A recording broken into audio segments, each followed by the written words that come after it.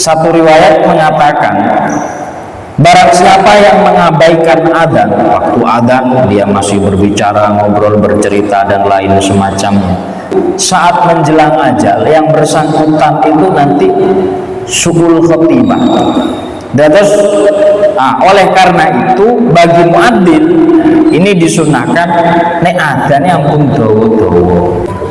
Assalamualaikum warahmatullahi wabarakatuh.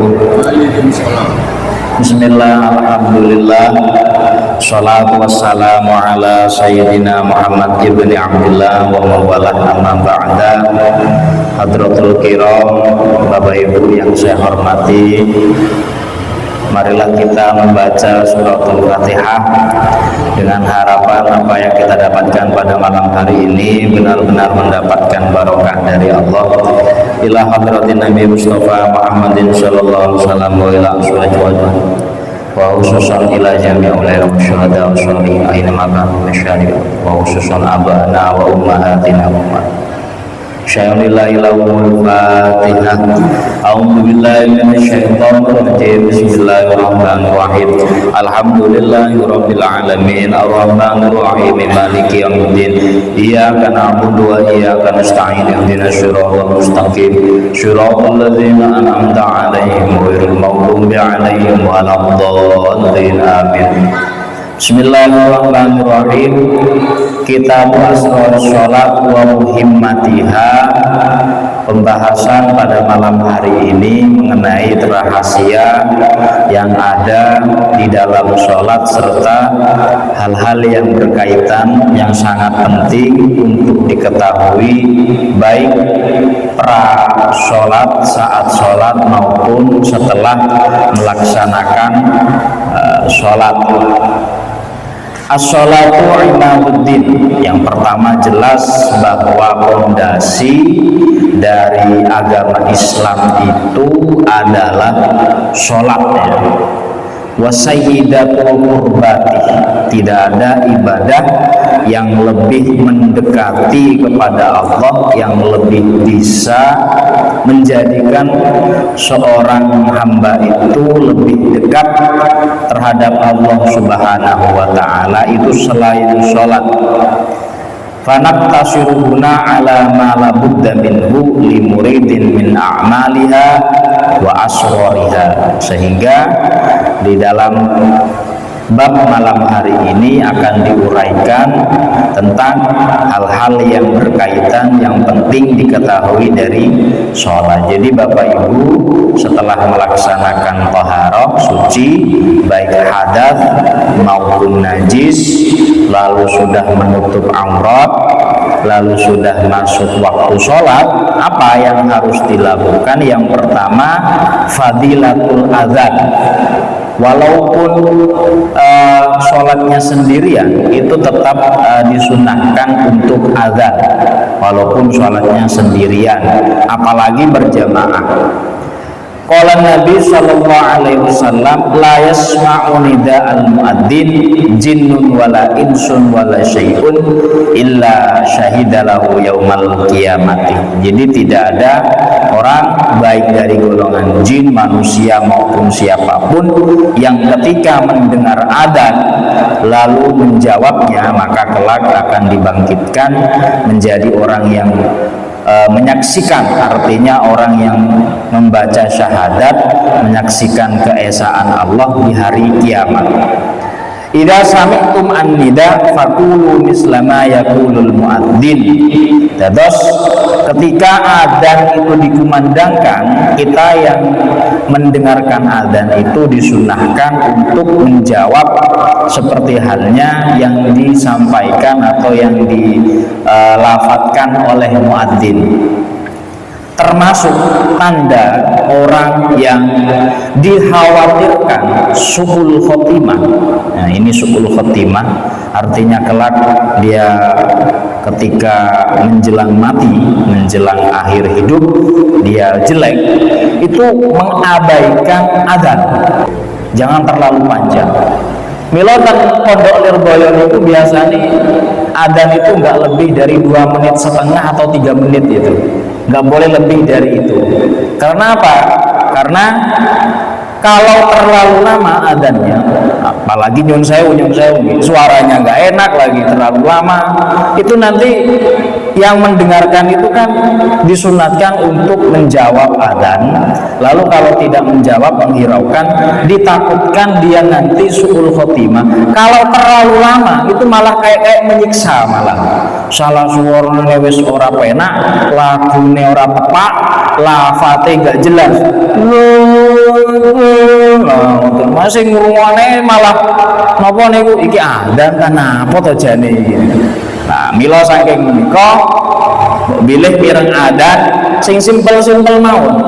Allah kados adzane jenazah niku.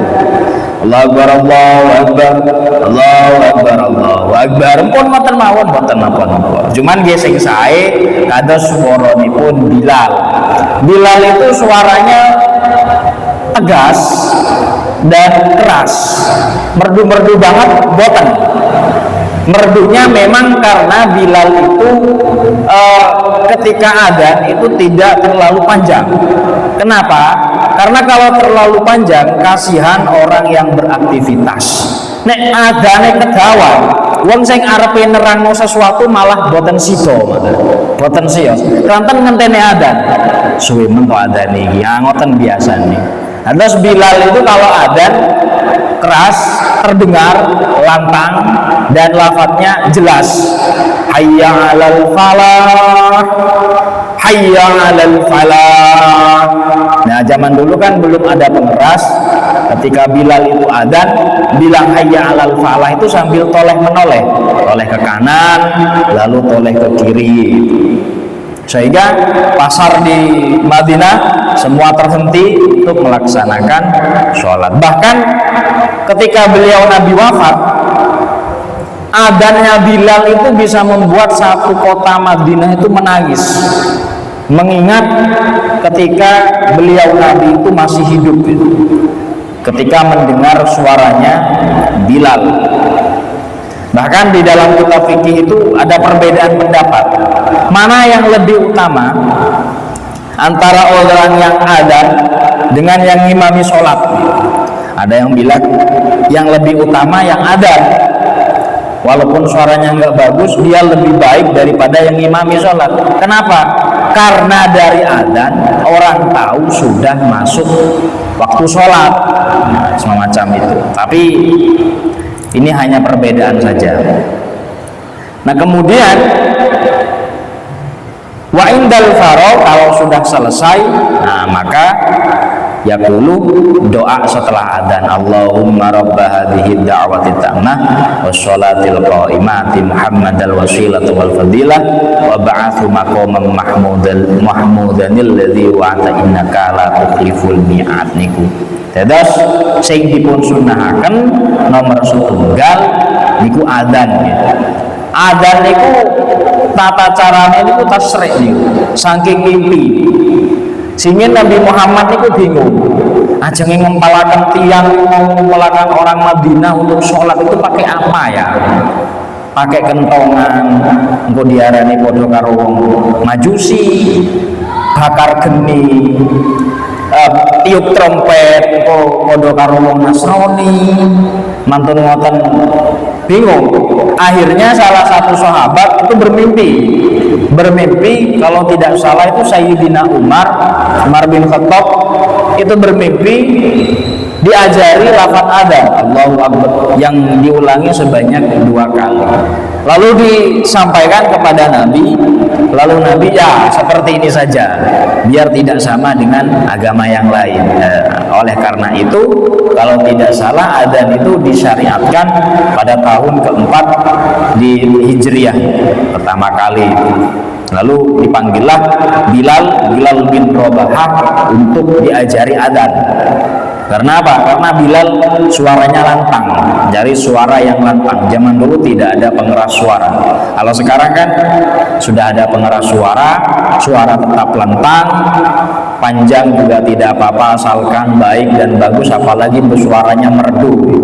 Salah suaranya suara pate enak, kedawan, cengkoke keliru, lafate wolak-walik, alah-alah, ku malah merusak tatanan mangke niku. Niku masalah ada.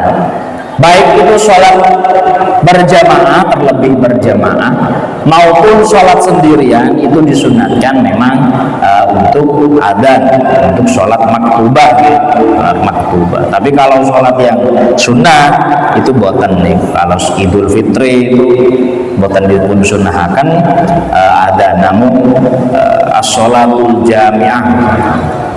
Lajeng sak mantune adzan melaksanakan sholat iqomah riyen, mantun iqomah, inna sholata kana 'alal mu'minina kitaban mawquta. Terus Gusti Allah bahwa sholat itu dipun wajibaken dhateng tiyang mukmin kitaban mawquta,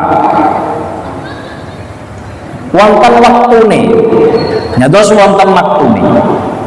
Terus boten angsal sholat itu di luar waktu, disi nggih boten sholat takjil, boten saged ngahiraken nggih dosa. Keranten ampun dipun wajibaken sudah ada waktunya.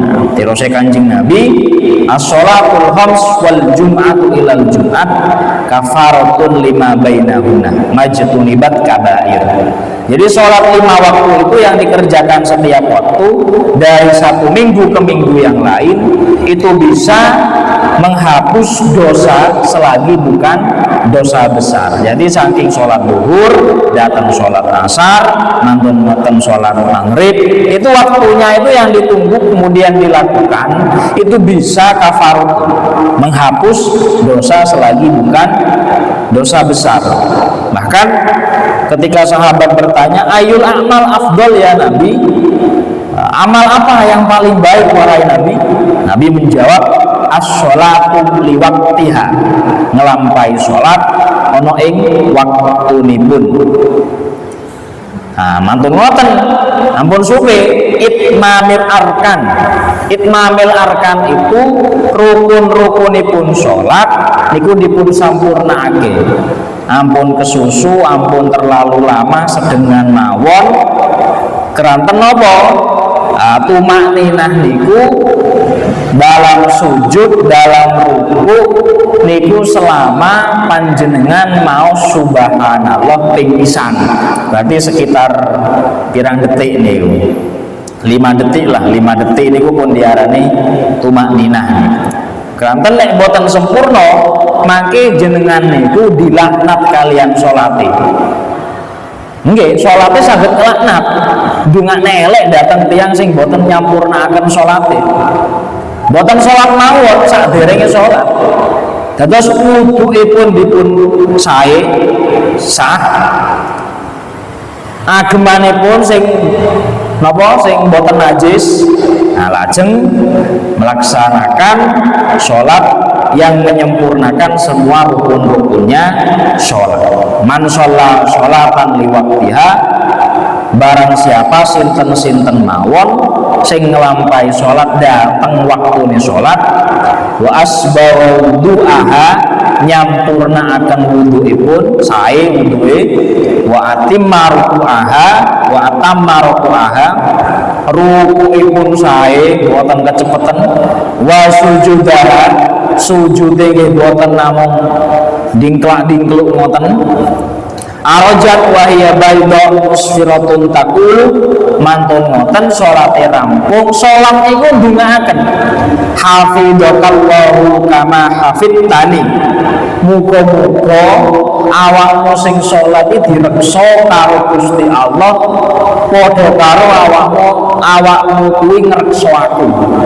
Dados nek salate sae, wuduke sae, mantun salam, salat sing jenengan lampahi niku ndongaaken dhateng panjenengan mugi-mugi direksa anggenipun Gusti, mugi-mugi direksa dening Gusti Allah kaya to jenengan sedanten niku ngreksa dhateng salate piyambak-piyambak. Sakwalihe nggih ngoten, man shalla li ghairi waqtiha wa lam yusbi wudu'aha wa lam yutimma ruku'aha wa la sujudaha wa hiya arjat sauda udlimah dayya'akallah kama dayya'tani.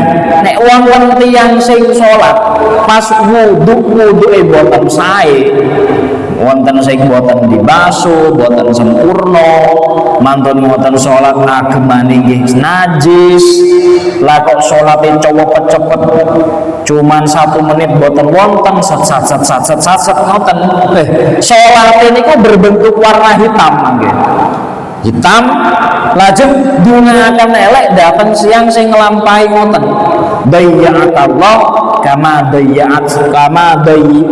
dayyitani.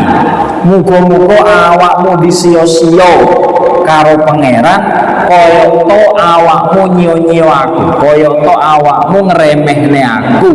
Nah, dados mila saking menika mbok bilih sampun takbiratul ihram, Allahu akbar. Nah niku dipun tata malih niatipun kita sedaya anggenipun ibadah dhateng kene Gusti Allah. Keranten napa? Keranten bukan hanya wudhunya yang mendoakan baik, tapi sholat yang kita lakukan itu juga bisa mendoakan kita agar menjadi orang yang lebih baik lagi. Lajeng fadilatul masjid wa maudhi'us sholat. Nah mantun ngoten sholat terserah mau dilaksanakan dimanapun, yang penting suci ngoten mawon. Mau di rumah, mau di jalan yang penting nggak apa-apa, yang penting tidak mengganggu ketertiban umum. Tapi sing langkung sae nggih tetep masjid nggih kados nisa niku wau, kados maklubah dateng masjid keranten napa? Dawuhipun Allah Ta'ala, innama ya'muru masajidallah man amana billahi wal yaumil akhir. Estu sing ngerameaken masjid niku, maksudnya ngerameaken niku sing nggih napa nggih ibadah dateng masjid, TPA-ne ten masjid, musyawarah ten masjid, mantun ngoten murid-muripe masjid, wonten kegiatan dateng masjid niku sedanten man amana billah wal yaumil akhir. Tirose Gusti Allah dipun arani tiyang sing iman dateng nggih Gusti Allah kalih yaumil akhir, kalih tiyang sing iman dateng kiamat. Terus tiyang sing estu-estu ngerameaken masjid dados remas, terus pemuda masjid, ketakmiran dan lain semacamnya yang mengadakan kegiatan yang positif datang masjid. Masjidnya supaya rame, supaya akeh wong sing teko nang ngene masjid niku estu man amana billah, tiang-tiang sing percaya, sing yakin datang ngene Gusti Allah, datang ngene Gusti Allah. Mila salat ten masjid niku ampun setunggal panggenan. Keranten napa? Setiap tempat sing jenengan panggeni sok ben ten kiamat niku nyakseni panjenengan kok panjenengan salat ten mriku. Wah dina iki teng ngarep. Benjing ten wingking, benjing malih ten pojokan, ngisore beduk. Benjing malih mriku. Salat sunah maksudnya nek salat wajib panggah ketata sing rapi ngoten. Mbok bele mantun salat wajib ajenge salat qobliyah apa ba'diyah. Nah, misalkan salat ten mriki ten emperan, ten wingking mriku qobliyah ba'diyah napa ten griya nggih mboten napa-napa. Niku keranten napa? Setiap tempat yang kita gunakan untuk sholat itu besok akan menjadi saksi yang meringankan dan yang memberatkan amal perbuatan baik kita. Ditekoi biyen sampean tahu sholat ora? Sholat ya Allah dijawab kalian awake. Sholat saksine ndi? Oh, mari ono masjid teko. Kula saksine pangeran. Bapak niku biasanya sholat ten ngisore beduk. Bapak niku biasanya sholat sunnah ten wingi piyambak, aktif jamaah dan lain semacamnya. Wonten dugi malih musala sing nate kepanggenan salat. Dugi malih griyane panjenengan sing nate kepanggenan salat. Nah niku nuduhaken mbok bilih panggenan niku didamel panggenan sing sae, ditempati tempat yang banyak. Dados masjid niku mambana lillahi masjidan walau kamashafi suqapatin banallahu lahu baitan fil jannah. Dados sinten-sinten mawon sing bangun masjid, maksudnya bangun masjid nggih nyumbang maksudnya ini nggih nyumbang, ndiriaken masjid, ngerameaken masjid, iku padha karo walaupun kamaf hasoti qitotin, walaupun sak titik, walaupun saiti, banallahu lahu baitan fil jannah, sumben ten swarga dipun sediane hotel mewah, dipun sediane griya sing langkung sae dateng swarga. Terus mbok pilih wonten infak, wonten sedekah, jenengan sedekah dateng masjid, langkung-langkung ganjarane diurusaken datang tiang sepah sing nutuk pawi, datang keluarga sing sampun sumare sampun ditimbali Gusti Allah, niku ganjarane dugi datang sing dipun khususaken jenengan angsal omah datang swarga. Keranten napa? Niki dawuhipun Kanjeng Nabi, mbok bilih kepengin omah datang swarga sumben dicicil gawe bangun masjid, dicicil gawe ngeramekne masjid. Idza dakhala ahadukum al masjid fal yarkan rakaataini qabla ayajlis. Nah niki mbok bilih panjenengan niku dugi dateng masjid, lebeti masjid nggih, ampun lenggah riyin sakderenge salat 2 rakaat asmini salat tahiyatul masjid, hormat dateng masjid niki zakate masjid. Dados mbok bilih perjalanan singgah dateng masjid, ampun namung singgah dateng WC-ne mawon, dateng jedinge mawon, mantun ngoten ten jabane masjid leyeh-leyeh rokokan tapi boten salat, niku di samping boten bayar zakate masjid, niku suul adab masjid sanes ponten umum walaupun wonten toilete. Terus kula rencang kula piyambak niku biasane nek medal mantun ngoten mampir dateng masjid niku mantun saking jedhe larene niku biasane mesti salat 2 rakaat baik di dalam atau di luar masjid. Tujuannya yang pertama menjaga tata krama terhadap rumah ibadah, yang kedua membayar zakatnya masjid. Orang nyemplung duit nang kota amal, orang sholat sunnah, nguyu ora disiram, mari ngene leye-leye bareng masjid ngeces HP karo rokokan. Ya Allah, niku pun suul adab, boten gadah tata krama dateng panggenan sholat. Lah kok nambah-nambahi jedenge masjid banyu dinileni gawe ngumbahi motore. Lah niku keterlaluan niku. Keranten napa? Nah, air masjid itu milik orang banyak. Kalau digunakan kepentingan pribadi kados mbah motori piyambak niku gosok niku. Napa gosok niku? Menggunakan hak orang lain tanpa seizin dan sepengetahuan, karena air masjid itu untuk toharoh, bukan membersihkan motor. Pak Bungge mugi keterangan terkait pra atau sebelum sholat itu mau jadi benar-benar bisa kita laksanakan agar sholat yang kita lakukan baik masalah khusyuk dan lain semacamnya insya Allah nanti pada pertemuan selanjutnya. Jadi yang penting yang pertama sebelum kita sholat persiapkan adzan, lalu hal-hal yang memang diwajibkan seperti toharoh, pakaian dan tempat itu memang benar-benar dipersiapkan. Sekian dari saya, semoga sholat kita semua benar-benar diterima oleh Allah Subhanahu wa Ta'ala. Ihdinas siratal mustaqim. Assalamualaikum warahmatullahi wabarakatuh.